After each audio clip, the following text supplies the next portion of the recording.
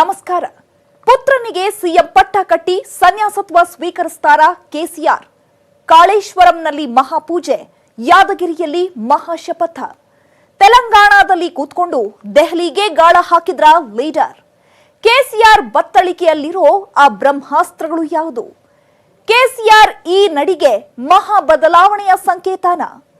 ಇದೇ ಈ ಹೊತ್ತಿನ ಫೋಕಸ್ 18 ದಿ ಕಿಂಗ್ ಮೇಕರ್. ನಾನು ಚೈತ್ರ ರಾಜ್.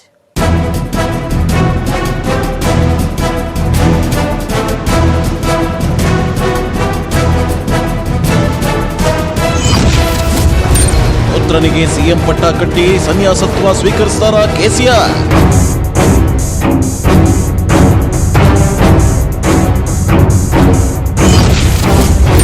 ಕಾಳೇಶ್ವರಂನಲ್ಲಿ ಮಹಾಪೂಜೆ, ಯಾದಗಿರಿಯಲ್ಲಿ ಮಹಾಶಪಥ.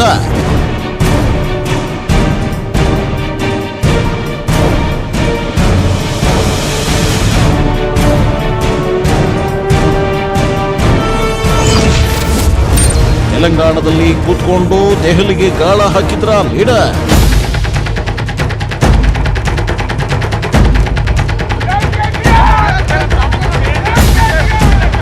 ಜೈ ತೆಲಂಗಾಣ, ಜೈ ತೆಲಂಗಾಣ. ಕೆಸಿಆರ್ ಕೆ ಚಂದ್ರಶೇಖರ್ ರಾವ್ ತೆಲಂಗಾಣದ ಅಧಿಪತಿ. ದಕ್ಷಿಣ ಭಾರತದ ರಾಜಕೀಯದಲ್ಲಿ ಎಂದೂ ಅಚ್ಚಳಿಯದ ಹೆಸರು. ಹೋರಾಟದಿಂದಲೇ ಸಿಎಂ ಪಟ್ಟ ಅಲಂಕರಿಸಿದ ನಾಯಕ. ಚಳುವಳಿಯಿಂದಲೇ ಹೊಸ ರಾಜ್ಯವನ್ನೇ ಹುಟ್ಟು ಹಾಕಿದ ಜಲದಂಕಮಲ್ಲ. ಒಮ್ಮೆ ಶಪಥ ತೊಟ್ರೆ ಅದನ್ನ ಈಡೇರಿಸಿಯೇ ತೀರಿಸುವ ಹಠವಾದಿ. ನೊಂದವರ ಧನಿಯಾದ ನಾಯಕ.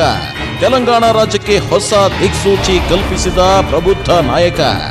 ಈಗ್ಯಾಕಪ್ಪ ಕೆಸಿಆರ್ ಬಗ್ಗೆ ಮಾತನಾಡ್ತಿದ್ದೀವಿ ಅನ್ಕೊಂಡ್ರ? ಅದಕ್ಕೂ ಒಂದು ಕಾರಣ ಇದೆ ವೀಕ್ಷಕರೇ. ಇತ್ತೀಚಿನ ದಿನಗಳಲ್ಲಿ ಕೆ ಚಂದ್ರಶೇಖರ್ ರಾವ್ ತಮ್ಮ ಹುದ್ದೆಯನ್ನ ತ್ಯಜಿಸ್ತಾರೆ. ತಮ್ಮ ಮಗನಿಗೆ ಸಿಎಂ ಪಟ್ಟ ಕಟ್ತಾರೆ ಅನ್ನೋ ಮಾತುಗಳು ಜೋರಾಗಿ ಓಡಾಡ್ತಿವೆ.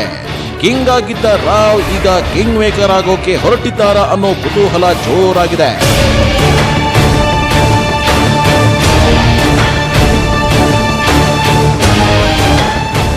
ಎಸ್, ತೆಲಂಗಾಣದ ರಾಜಕೀಯದಲ್ಲಿ ಕೆಟಿಆರ್ ಆಗ್ತಾರಾ ನೆಕ್ಸ್ಟ್ ಸಿಎಂ?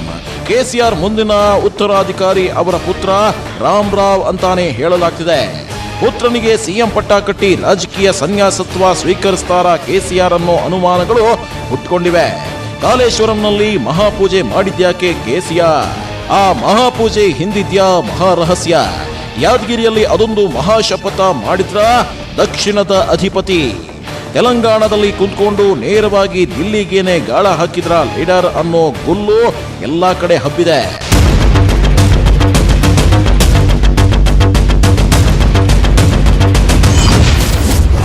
ಮಗನಿಗೆ ಪಟ್ಟ ಕಟ್ತಾರ ಕೆಸಿಆರ್? ತೆಲಂಗಾಣ ಚಾಣಕ್ಯನಿಗೆ ಒಲಿದು ಬರುತ್ತಾ ಅದೃಷ್ಟ? ಟಿಆರ್ಎಸ್ ಪಕ್ಷವನ್ನ ಸ್ಥಾಪಿಸಿದ್ದು, ಅದರ ಸಾರಥಿ ಕಲ್ಪನೆಯ ಕೂಸನ್ನ ನೆಲಸಾಗಿಸಿದ್ದು ಕೆಸಿಆರ್. ಅದರಲ್ಲಿ ಎರಡು ಮಾತಿಲ್ಲ. ಆದರೆ ತಂದೆಯಷ್ಟೇ ಪಕ್ಷದ ಹೊಣೆಗಾರಿಕೆ ಹೊತ್ತಿದ್ದು, ಪಕ್ಷಕ್ಕೆ ಮತ್ತಷ್ಟು ಖ್ಯಾತಿ ಮನ್ನಣೆ ತಂದುಕೊಟ್ಟಿದ್ದು ಕೆಸಿಆರ್ ಪುತ್ರ ಕೆಟಿ ರಾಮ್ ರಾವ್ ಅಂದ್ರೂ ತಪ್ಪಾಗ್ಲಿಕ್ಕಿಲ್ಲ. ಸದಾ ತಂದೆಗೆ ಬೆಂಗಾವಲಾಗಿಯೇ ಇರ್ತಾರೆ ಕೆಟಿಆರ್. 2014ರ ತೆಲಂಗಾಣ ವಿಧಾನಸಭಾ ಚುನಾವಣೆಯಲ್ಲಿ ಟಿಆರ್ಎಸ್ ಒಟ್ಟು 110 ಸ್ಥಾನಗಳಲ್ಲಿ 63 ಸ್ಥಾನಗಳನ್ನ ಗೆದ್ದು ಬೀಗಿತ್ತು. ಕೆಸಿಆರ್ ತೆಲಂಗಾಣ ವಿಧಾನಸಭೆಯನ್ನ ಅವಧಿಪೂರ್ಣ ವಿಸರ್ಜಿಸಿದ್ರು. ಆ ಕಾರಣಕ್ಕೆ 2018ಕ್ಕೆ ವಿಧಾನಸಭೆ ಚುನಾವಣೆ ನಡೆಯಿತು. ನಂತರ 2018ರ ವಿಧಾನಸಭಾ ಎಲೆಕ್ಷನ್ ನಲ್ಲಿ ಬರೋಬ್ಬರಿ 88 ಸ್ಥಾನಗಳನ್ನ ಗೆದ್ದು ಬೀಗಿತ್ತು. 2014ರ ಚುನಾವಣೆಗಿಂತಲೂ ಉತ್ತಮ ಪ್ರದರ್ಶನ ತೋರಿತ್ತು ಟಿಆರ್ಎಸ್. ಇದರ ಕ್ರೆಡಿಟ್ ಹೋಗಬೇಕಾಗಿರೋದು ತೆಲಂಗಾಣದ ಚಾಣಕ್ಯ ಅಂತಾನೆ ಖ್ಯಾತಿ ಹೊಂದಿರುವ ಕೆಟಿಆರ್ಗೆ. ಚುನಾವಣಾ ಪಟ್ಟುಗಳನ್ನ ಕಲಿತಿರುವಂತವರು, ಈಗಿನ ಟ್ರೆಂಡ್ಗೆ ತಕ್ಕಂತೆ ರಾಜಕೀಯ ದಾಳ ಉರುಳಿಸೋ ಮಹಾನ್ ಚಾಣಾಕ್ಷ. ಮತ್ತೆ ತಂದೆಯನ್ನ ಸಿಎಂ ಪಟ್ಟದಲ್ಲಿ ಕೂರಿಸುವಲ್ಲಿ ಸಫಲವಾಗಿದ್ದು ಮಗನ ರಣತಂತ್ರ.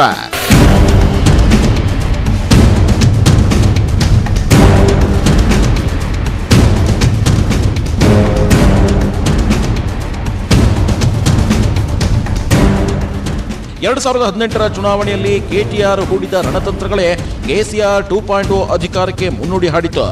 ಅವರ ಕುಟುಂಬವೇ ಮುಂದೆ ನಿಂತು ಚುನಾವಣಾ ಪ್ರಚಾರ ಮಾಡಿತ್ತು. ಕೆಟಿಆರ್ ನಿಮ್ಮ ಸ್ವಂತ ರಾಜ್ಯಕ್ಕಾಗಿ ಮತ ಹಾಕಿ ಅಂತ ಕರೆ ಕೊಟ್ಟಿದ್ರು. ಕೆಸಿಆರ್ ರೀತಿಯೇ ಮಗ ಕೆಟಿಆರ್ ಕೂಡ ಜನರೊಂದಿಗೆ ಉತ್ತಮ ಸಂಪರ್ಕ ಹೊಂದಿದ್ರು. ಜನರ ಕೈಗೆ ಸುಲಭವಾಗಿ ಸಿಕ್ತಿದ್ರು. 2018ರಲ್ಲಿಯೇ ಟಿಆರ್ಎಸ್ ಗೆದ್ದು ಬೀಗ್ದಾಗ್ಲೇ ಕೆಟಿಆರ್ ಮುಂದಿನ ಸಿಎಂ ಆಗ್ತಾರೆ ಅಂತಾನೆ ಹೇಳಲಾಗ್ತಿತ್ತು. ಆದರೆ ಕೆಸಿಆರ್ ಮುಖ್ಯಮಂತ್ರಿಯಾಗಿ ಅಧಿಕಾರದ ಚುಕ್ಕಾಣಿ ಹಿಡಿದ್ರು. ಈಗ ಪ್ರಸ್ತುತ ಕೆಟಿಆರ್ ತಂದೆಯ ಸರ್ಕಾರದಲ್ಲಿ ಮಾಹಿತಿ ಮತ್ತು ತಂತ್ರಜ್ಞಾನ ಸಚಿವರಾಗಿ ಉತ್ತಮವಾಗಿ ಕಾರ್ಯನಿರ್ವಹಿಸುತ್ತಿದ್ದಾರೆ.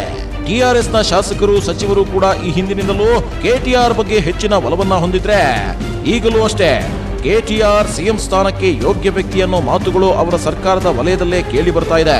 ಫೆಬ್ರವರಿ 17ಕ್ಕೆ ಕೆಸಿಆರ್ ಹುಟ್ಟುಹಬ್ಬವಿದೆ. ಅದೇ ಮುಹೂರ್ತದಲ್ಲಿಯೇ ತಮ್ಮ ಪುತ್ರನಿಗೆ ಕೆಸಿಆರ್ ಅಧಿಕಾರ ಹಸ್ತಾಂತರಿಸಲಿದ್ದಾರೆ ಅನ್ನೋ ಒಂದು ಮಾತಿದೆ. ಅಥವಾ ಯುಗಾದಿ ಬಳಿಕ ಶುಭ ಮುಹೂರ್ತದಲ್ಲಿ ರಾಮರಾವ್ಗೆ ಪಟ್ಟ ಕಟ್ಟಬಹುದು ಎನ್ನಲಾಗ್ತಿದೆ. ಕೊರೋನಾ ಲಾಕ್ಡೌನ್ ಆದಾಗಲಿಂದಲೂ ಕೆಸಿಆರ್ ಸಾರ್ವಜನಿಕ ವಲಯದಲ್ಲಿ ಅಷ್ಟೊಂದು ಕಾಣಿಸಿಕೊಳ್ತಾ ಇಲ್ಲ. ಸರ್ಕಾರದ 90% ಕೆಲಸವನ್ನ ಕೆಟಿಆರ್ ನಿರ್ವಹಿಸುತ್ತಿದ್ದಾರೆ. ತಂದೆಯ ಜವಾಬ್ದಾರಿಗಳನ್ನೆಲ್ಲ ಕೆಟಿಆರ್ ನೋಡ್ಕೊಳ್ತಿದ್ದಾರೆ. ಇನ್ನೊಂದು ಕಡೆ ಕೆಸಿಆರ್ಗೆ ಅನಾರೋಗ್ಯ ಇರೋದ್ರಿಂದ ರಾಜಕೀಯದಿಂದ ದೂರ ಸರಿದು ಮಗನಿಗೆ ಸಂಪೂರ್ಣ ಅಧಿಕಾರ ಕೊಡಬೇಕು ಅನ್ನೋ ಚಿಂತನೆಯಲ್ಲಿಯೂ ಇರಬಹುದು ಅನ್ನೋ ಮಾತುಗಳು ಆಗಾಗ ಕೇಳಿ ಬರ್ತಿದೆ. ಇದು ಒಂದು ಲೆಕ್ಕಾಚಾರ ಆದ್ರೆ ಇನ್ನೂ ಒಂದು ಲೆಕ್ಕಾಚಾರದ ಪ್ರಕಾರ ಹೋರಾಟದಿಂದಲೇ ಅಧಿಕಾರದ ಗದ್ದುಗೆ ಏರಿದ ಕೆಸಿಆರ್ ಸಣ್ಣ ಅನಾರೋಗ್ಯಕ್ಕಾಗಿ ರಾಜಕೀಯದಿಂದ ದೂರ ಸರಿತಾರ. ಈ ಒಂದು ಮಾತೆ ಅವರನ್ನು ಬಲ್ಲವರಿಗೆ ಅರಿಗಿಸಿಕೊಳ್ಳೋಕೆ ಕಷ್ಟವಾಗ್ತಿದೆ. ಹೋರಾಟಗಾರನ ಬದುಕು ಹೋರಾಟದೊಂದಿಗೆ ಅಂತ್ಯವಾಗುತ್ತೆ ಎನ್ನಲಾಗುತ್ತೆ. ಹಾಗಾಗಿ ರಾಜ್ಯ ರಾಜಕಾರಣದ ಚುಕ್ಕಾಣಿಯನ್ನ ಮಗನ ಕೈಗೆ ಕೊಟ್ಟು ಕೆಸಿಆರ್ ತೃತೀಯ ರಂಗದತ್ತ ಏನಾದರೂ ಮುಖ ಮಾಡಿದ್ರಾ ಅನ್ನೋ ಮತ್ತೊಂದು ಪ್ರಶ್ನೆ ಕೂಡ ಹುಟ್ಕೊಂಡಿದೆ.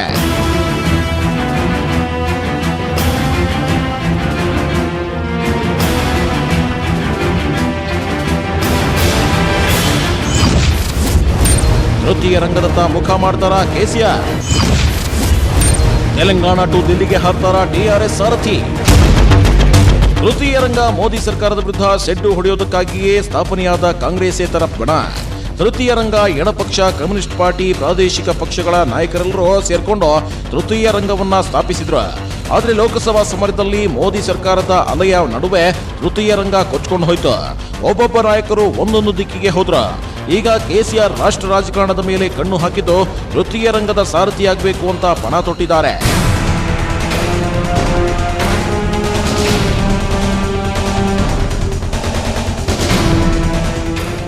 ನಾಯಕನೇ ಇಲ್ಲದ ತೃತೀಯ ರಂಗಕ್ಕೆ ದಕ್ಷಿಣ ಭಾರತದ ಪ್ರಭಾವಿ ನಾಯಕನಾಗಲು ಮುಂದಾಗಿದ್ದಾರೆ ಕೆಸಿಆರ್ ಅನ್ನೋ ಮಾತುಗಳು ಕೇಳಿ ಬರ್ತಿವೆ. ಯಾವೊಂದು ನಾಯಕರು ತಮ್ಮನ್ನ ತಾವು ಅಷ್ಟಾಗಿ ತೊಡಗಿಸಿಕೊಳ್ತಾ ಇಲ್ಲ. ಹಾಗಾಗಿ ರಾಷ್ಟ್ರ ಮಟ್ಟದಲ್ಲಿ ತಮ್ಮನ್ನ ತಾವು ಗುರುತಿಸಿಕೊಳ್ಳೋದಕ್ಕೆ ಇದೊಂದು ಸದಾವಕಾಶ. ಇದಕ್ಕೆ ಪುಷ್ಟಿ ಕೊಡುವಂತೆ ಈ ಹಿಂದೆ ಇದೇ ವಿಚಾರವಾಗಿಯೇ ಕೆಸಿಆರ್ ದೇವೇಗೌಡರನ್ನು ಒಮ್ಮೆ ಭೇಟಿ ಕೂಡ ಆಗಿದ್ರು. ರಾಜ್ಯದಲ್ಲಿ ಮಗ ಚುಕ್ಕಾಣಿ ಹಿಡಿದ್ರೆ ರಾಷ್ಟ್ರ ರಾಜಕಾರಣದಲ್ಲಿ ತಂದೆ ಚಾಪು ಮೂಡಿಸಬಹುದು ಅನ್ನೋ ಸುದ್ದಿಗಳು ಜೋರಾಗಿ ಓಡಾಡ್ತಿವೆ.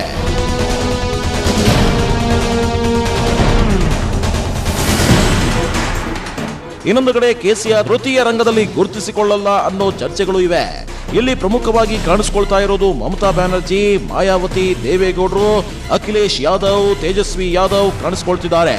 ಚಂದ್ರಬಾಬು ಹಾಗೂ ಕೆಸಿಆರ್ ನಡುವೆ ತೀವ್ರ ಪೈಪೋಟಿ ಇದೆ. ಇಬ್ಬರು ರಾಜಕೀಯ ಬದ್ಧ ವೈರಿಗಳು. ಚಂದ್ರಬಾಬು ನಾಯ್ಡು ಇರುವಲ್ಲಿ ಕೆಸಿಆರ್ ಬರ್ತಾರೆ ಅನ್ನೋದನ್ನ ಒಪ್ಪಿಕೊಳ್ಳೋದು ಸ್ವಲ್ಪ ಕಷ್ಟ. ಚಾನ್ಸಸ್ಗಳು ಕೂಡ ಕಡಿಮೆ ಇದೆ. ತೃತೀಯ ರಂಗ ಅಂದ್ರೆ ರಾಷ್ಟ್ರಕ್ಕೆ ಮಾತ್ರ ಸೀಮಿತವಾಗುತ್ತೆ. ಜನರೊಂದಿಗೆ ಅಷ್ಟೊಂದು ಸಂಪರ್ಕ ಇರೋದಿಲ್ಲ. ಬೇರೆ ಬೇರೆ ಪಕ್ಷದ ದಿಗ್ಗಜರನ್ನೆಲ್ಲ ಒಗ್ಗೂಡಿಸಿ ಕರೆದುಕೊಂಡು ಹೋಗೋದು ಅಂದ್ರೆ ಅಷ್ಟೊಂದು ಸುಲಭದ ಮಾತು ಅಲ್ಲ ಅನ್ನೋ ಚರ್ಚೆಗಳು ಇವೆ. ಇವೆಲ್ಲದರೊಂದಿಗೆ ಕೆಸಿಆರ್ ಮತ್ತೊಂದು ರಣತಂತ್ರ ಹೂಡಿದ್ದಾರೆ. ಮತ್ತೊಂದು ಲೆಕ್ಕಾಚಾರ ಭಾರಿ ಸದ್ದು ಮಾಡ್ತಿದೆ. ಅದು ಯಾವುದಪ್ಪ ಅಂದ್ರೆ ಕೆಸಿಆರ್ ತಮ್ಮ ಪಕ್ಷವನ್ನ ತೆಲಂಗಾಣದಲ್ಲಿ ಮತ್ತಷ್ಟು ಭದ್ರಪಡಿಸಲು ಮಾಡಿರೋ ಮತ್ತೊಂದು ಮೆಗಾ ಪ್ಲಾನ್ ಇದೆ. ಟಿಆರ್ಎಸ್ ಪಕ್ಷಕ್ಕೆ ಭದ್ರ ಬುನಾದಿ ಹಾಕಿಕೊಡಲು ಮತ್ತೊಂದು ತಾಳ ಹೂಡಿದ್ದಾರೆ.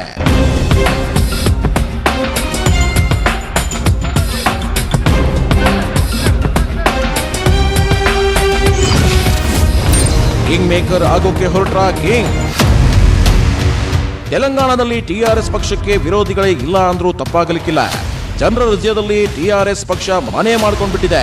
ಹಾಗಾಗಿ ಮಗನಿಗೆ ಅಧಿಕಾರ ಕೊಟ್ಟು ತಾವು ಅವರ ಬೆನ್ನ ಹಿಂದೆ ನಿಂತ್ಕೊಂಡು ಅವರಿಗೆ ಗುರುವಿನ ರೀತಿ ಮಾರ್ಗದರ್ಶನ ನೀಡೋದು. ಆ ನಿಟ್ಟಿನಲ್ಲಿ ಅವರ ಟಿಆರ್ಎಸ್ ಪಕ್ಷ ಮತ್ತಷ್ಟು ಸ್ಟ್ರಾಂಗ್ ಆಗುತ್ತೆ. ಮಗನನ್ನ ಕಿಂಗ್ ಮಾಡಿ ತಾವು ಕಿಂಗ್ ಮೇಕರ್ ಆಗೋ ಪ್ಲಾನ್ ಮಾಡ್ಕೊಂಡಿದ್ದಾರಾ ಅನ್ನೋ ಅನುಮಾನಗಳು ಕೂಡ ಹುಟ್ಕೊಂಡಿವೆ. ಇದರೊಂದಿಗೆ ಕೆಸಿಆರ್ ಮತ್ತೊಂದು ರಣತಂತ್ರ ಕೂಡ ಹೂಡಿದ್ದಾರಾ ಅನ್ನೋ ಗುಮಾನಿ ಹುಟ್ಟಿದೆ. ಅದುವೇ ಬಿಜೆಪಿಯೊಂದಿಗೆ ಕೆಸಿಆರ್ ಕೈ ಜೋಡಿಸ್ತಾರಾ ಅನ್ನೋ ಪ್ರಶ್ನೆ ಹುಟ್ಕೊಂಡಿದೆ.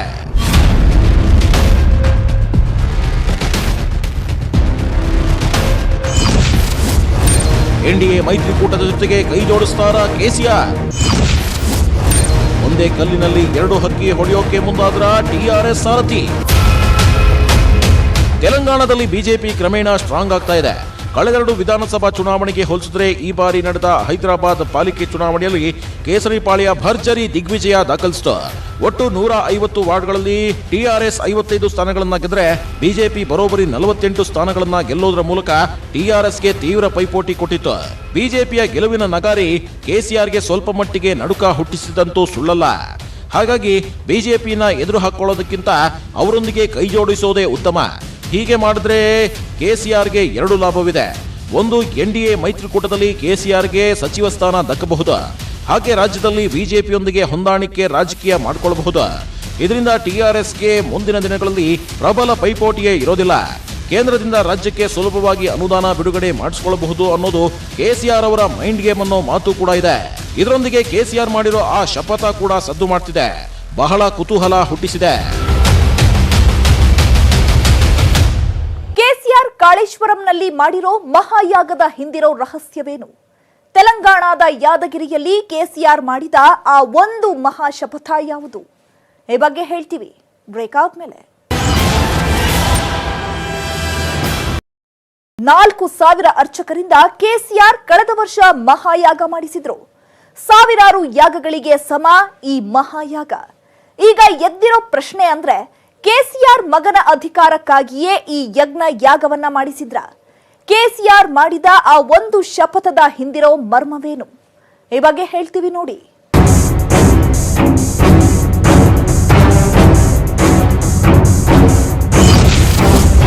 ಕಾಳೇಶ್ವರಂನಲ್ಲಿ ಮಹಾಪೂಜೆ ಮಾಡಿದ್ರ ಹಿಂದಿನ ರಹಸ್ಯವೇನು?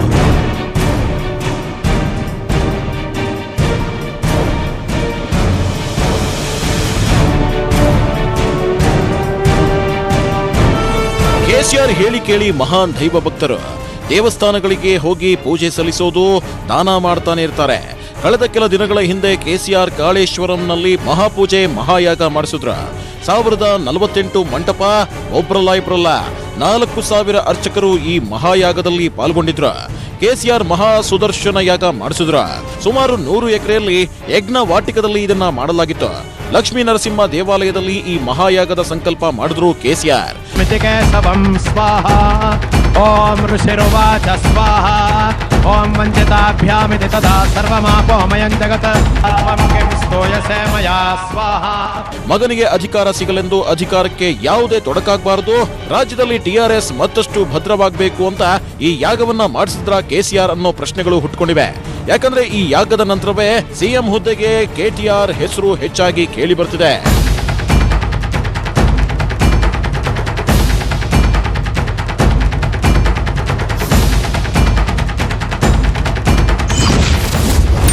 ಯಾದಗಿರಿ ಗುಡ್ಡದಲ್ಲಿ ಕೆಸಿಆರ್ ಮಾಡಿದ ಶಪಥವೇನು? ತೆಲಂಗಾಣಕ್ಕೆ ಹೈದರಾಬಾದ್ ರಾಜಧಾನಿಯಾಗಿ ಸಿಕ್ಕಿದ್ರೂ ದೇವಸ್ಥಾನಗಳ ವಿಚಾರದಲ್ಲಿ ತೆಲಂಗಾಣಕ್ಕೆ ಭಾರಿ ಹಿನ್ನಡೆಯಾಗಿದೆ. ಯಾಕೆಂದ್ರೆ ಜಗದ್ವಿಖ್ಯಾತ ತಿರುಪತಿ ತಿಮ್ಮಪ್ಪನ ದೇವಸ್ಥಾನ ಇರೋದು ಆಂಧ್ರದಲ್ಲಿಯೇ. ಕಾಳಹಸ್ತಿ ಹಾಗೂ ಶ್ರೀ ಮಲ್ಲಿಕಾರ್ಜುನ ದೇವಸ್ಥಾನ ಇರೋದು ಕೂಡ ಆಂಧ್ರದಲ್ಲಿಯೇ. ಈ 3 ದೇವಸ್ಥಾನಗಳ ಮುಂದೆ ತೆಲಂಗಾಣದ ಯಾವ ದೇವಸ್ಥಾನಗಳು ಕೂಡ ಮ್ಯಾಚ್ ಆಗಲ್ಲ. ತಿರುಪತಿ ತಿಮ್ಮಪ್ಪ ದೇವಸ್ಥಾನಕ್ಕೆ ಭಕ್ತ ಸಾಗರವೇ ಹರಿದು ಬರುತ್ತೆ. ದಿನಕ್ಕೆ ಲಕ್ಷ ರೂಪಾಯಿ ಕಾಣಿಕೆ ಹುಂಡಿಗೆ ಬಂದು ಬೀಳುತ್ತೆ. ಹೀಗಾಗಿ ತಿರುಪತಿ ತಿಮ್ಮಪ್ಪನ ದೇವಸ್ಥಾನದ ರೀತಿಯೇ ಯಾದಗಿರಿ ಗುಡ್ಡದಲ್ಲಿ ಒಂದು ದೇವಸ್ಥಾನ ನಿರ್ಮಾಣ ಮಾಡ್ತೀನಿ ಅಂತ ಕೆಸಿಆರ್ ಶಪಥ ಮಾಡಿದ್ದಾರೆ ಅನ್ನೋ ಮಾತುಗಳು ಇವೆ.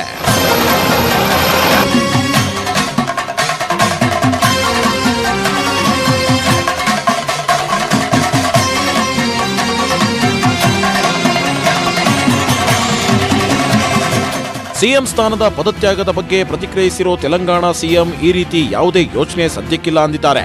ಹಾಗೆ ಪುತ್ರ ಕೆಟಿಆರ್ ಕೂಡ 2023ರವರೆಗೂ ತಂದೆಯೇ ಸಿಎಂ ಆಗಿರ್ತಾರೆ ಎಂದಿದ್ದಾರೆ. ಆದ್ರೂ ಇದರ ನಡುವೆ ಕಿಂಗ್ ಆಗಿರೋ ಕೆಸಿಆರ್ ಕಿಂಗ್ ಮೇಕರ್ ಆಗ್ತಾರಾ ಅನ್ನೋ ಕುತೂಹಲ ಎಲ್ಲೆಡೆ ಮನೆ ಮಾಡಿದ್ದಂತೂ ಸುಳ್ಳಲ್ಲ.